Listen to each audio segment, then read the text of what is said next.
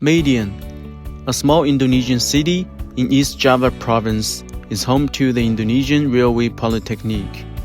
Here, the first training courses are underway for the operation and maintenance personnel of the Jakarta-Bandung High-Speed Railway.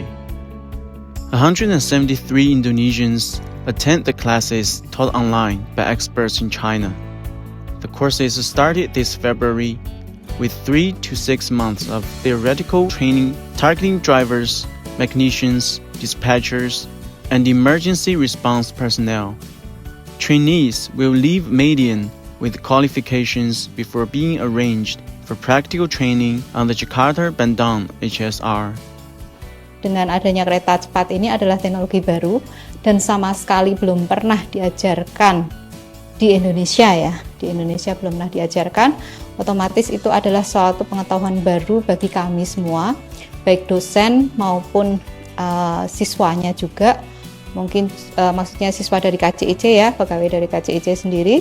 Kemudian juga dari kami dari Sivitas Akademika dari PPI Madiun.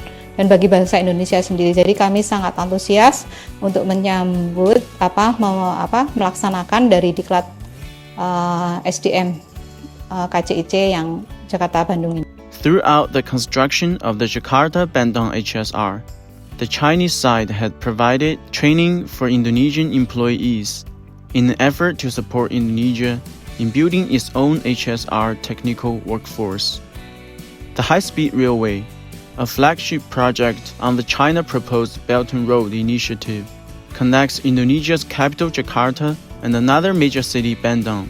It is the first of its kind in Indonesia and Southeast Asia.